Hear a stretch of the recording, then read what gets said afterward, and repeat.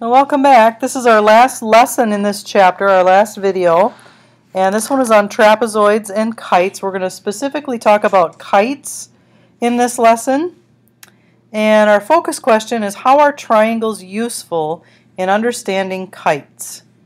Okay, so we're going to go ahead and take a look at what a kite is and some properties of kites. And a kite is basically a quadrilateral. Remember, a quadrilateral is just a four-sided polygon. And a kite has two pairs of consecutive sides that are congruent, but none of their opposite sides are congruent. So that's kind of different from a parallelogram because it's the sides that are next to each other are equal in length rather than the sides opposite to each other being equal in length. All right, theorem 622 right here says if you have a kite, then the diagonals are perpendicular. So that's one of the properties of a kite that we are going to be using to solve problems. So the diagonals of the kite, when you connect B and D here and A and C, those diagonals are perpendicular to each other. So here's a problem that says you're given a quadrilateral, and this quadrilateral is a kite, and they want us to find the measures of angle 1, 2, and 3. Well, first off, we know that angle 1 right here, since this is a kite, we know that the diagonals are perpendicular. So angle 1 has to be 90 degrees. Now we have a right triangle right here. If we know angle 1 is 90, and they give us part of angle D up here is 52, we can use the triangle sum theorem to find angle 2, and angle 2 works out to be 38 degrees. So lastly, we need to find angle 3. Well, it turns out that the triangle on the left, DE and angle 1, and DG and angle 1 on the right, those turn out to be congruent triangles by side-side-side triangle congruence theorem. And that's because in a kite we know that DE and DG are congruent. Let me go ahead and draw those in here so you can see the sides that are congruent. So we know in a kite, we know this side is congruent to this side here, and we know this side is congruent to this side. And therefore this side, the third side here, is congruent to itself.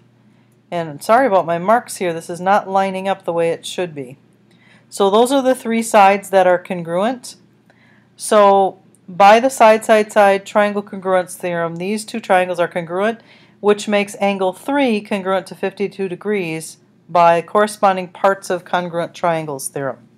That was that CPCTC. I think you remember that one. So let's go ahead and do another problem.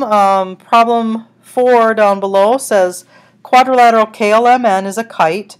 Find the measure of angle 1, 2, and 3. Go ahead and pause your video, and I'll show you the answers to those when you get back.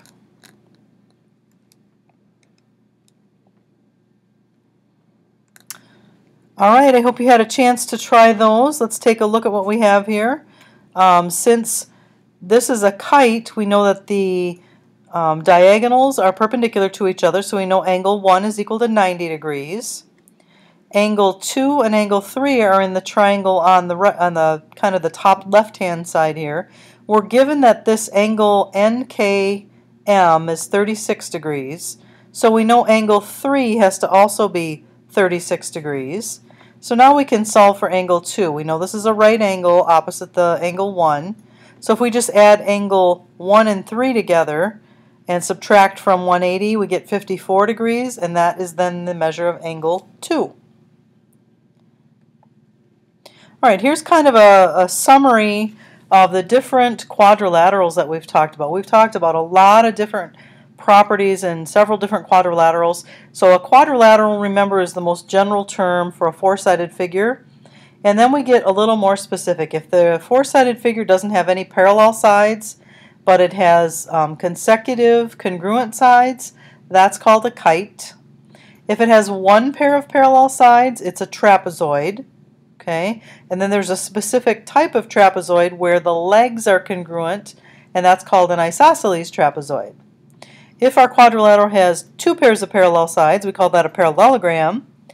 If we have a parallelogram where all the angles are 90 degrees, that is a rectangle. If we have a parallelogram where all the sides are equal in measure, that's a rhombus. And then if you combine the rectangle and the rhombus where you have the sides being equal in length and also all the angles being 90 degrees, well, that turns out to be a square. So that's kind of a neat graphic for you to have to kind of summarize all the different kinds of quadrilaterals that we've talked about. All right, here's your lesson check. This is a short one. Just find the measures of each of those numbered angles, 1, 2, and 3, and bring your answers to class. See you next time.